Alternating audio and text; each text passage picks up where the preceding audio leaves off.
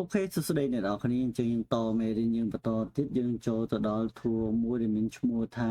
dot tool បាទ dot tool នេះគឺប្រើសម្រាប់ធ្វើការបន្ថែមនៅពន្លឺនៃរូបភាពឧទាហរណ៍ថារូបនេះកន្លែងដែលយើងចង់ឲ្យវាមានសភាពភ្លឺអញ្ចឹងយើងអាចចុចម៉ៅខាងស្ដាំដើម្បីធ្វើការបរិចទៅលើខ្សែក៏ដូចជា hardness របស់វាបានណាហ្នឹងហើយអញ្ចឹងវីដេអូមុនគឺខ្ញុំបានបញ្យល់ពាក់ព័ន្ធជាមួយនឹង hardness ដែរអញ្ចឹងយើងអាចមើល exposure នៅលើនេះក៏ដូចគ្នាបើសិនជាយើងយកវាទំហំធំហើយយើងអាចចុចសញ្ញាគ្នាបិទគ្នាបើណាហ្នឹងហើយដើម្បីប្រិចព្រមអញ្ចឹងបើសិនជាយើងចង់ឲ្យកន្លែងដៃអានេះយើងភ្លឺបន្តិចយើងយក exposure 100យើងគូសតែម្ដងមកវាឡើងភ្លឺតែម្ដងអញ្ចឹងបើសិនជាយើងបន្ថយវាកន្លែងនេះយើងយកតិចពេលយើងគូសមកគឺវាដល់តែយើងគូសច្រើនដងมันវាចាប់ដើមភ្លឺអញ្ចឹងណាហ្នឹងហើយអញ្ចឹងបកមកវិញពាក់ព័ន្ធជាមួយនឹង dot tool គឺប្រើសម្រាប់ធ្វើការបន្ថែមពន្លឺណាបន្ថែមពន្លឺអូខេអញ្ចឹងឥឡូវខ្ញុំសុំចុច F12 ដើម្បីឲ្យរូបមកសភាពដើមវិញហើយយើងចូលទៅដល់ tool មួយទៀតចូលដល់ burn tool បាទ burn tool នេះគឺប្រើសម្រាប់ធ្វើការបន្ថែមនៅភាពដិតច្បាស់ឧទាហរណ៍ថាឥឡូវនៅកន្លែងនេះដូចខ្ញុំបានបញ្ជាក់អញ្ចឹង exposure វា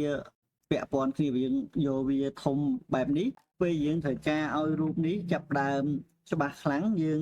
ចុចតែមួយទៅវាគឺរូបនេះច្បាស់ខ្លាំងតែម្ដងកន្លែងភ្នែកឧទាហរណ៍ខ្ញុំចុចមកអូខេភ្នែកចាប់ដើមដិតខ្លាំងយ៉ាងទៅតែបើយើងយកវាតែទំហំទូចពេលយើងចុចទៅវាចេញស្រាលណាចេញស្រាលហ្នឹងហើយវាអត់ស្អីជាមានអីខុសគ្នាប្រហែលដែរទេពាក់ព័ន្ធជាមួយនឹង burn tool នេះយើងអាចចុចម៉ៅខាងស្ដាំដើម្បីធ្វើការព្រិចព្រមដូចជា hardness ដូចគ្នាឧទាហរណ៍ថាកន្លែងនេះយើងចង់ឲ្យធ្មេញខ្មៅយើងក៏ចុចកន្លែងនេះតិចមកវាយើងឡើងខ្មៅដិតអញ្ចឹងណាហ្នឹងហើយបាទអញ្ចឹងយើងចូលទៅដល់ tool មួយទៀតចូលទៅដល់ spawn tool បាទ spawn tool នេះគឺប្រើសម្រាប់ដកនៅ saturation មានន័យដកនៃពន្លឺឧទាហរណ៍ថាឥឡូវយើងចង់ឲ្យកន្លែងនេះមានសភាពស្លេកអញ្ចឹងយើងអាចធ្វើការគូសវាមកពាក់ព័ន្ធមួយ flow បាទ flow យើងអាច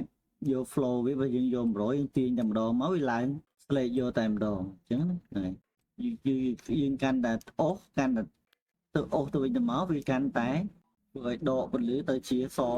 ខ្មៅហើយវាយើងយកទូចគឺវាចេញទៅតាមទូចទៅតាមហ្នឹងណានេះគ្រាន់តែខ្ញុំធ្វើការបញ្យល់ពាក់ព័ន្ធជាមួយ tool ទេពេលដែលយើងចូលទៅអនុវត្តការ design តែម្ដងអានឹងខ្ញុំនឹងដាក់ជាមេរៀនឲ្យអ្នកទាំងអស់គ្នាអនុវត្តបាទអញ្ចឹង tool 3នេះគឺមានតែប៉ុណ្្នឹងទេអរគុណច្រើនចំពោះការទស្សនា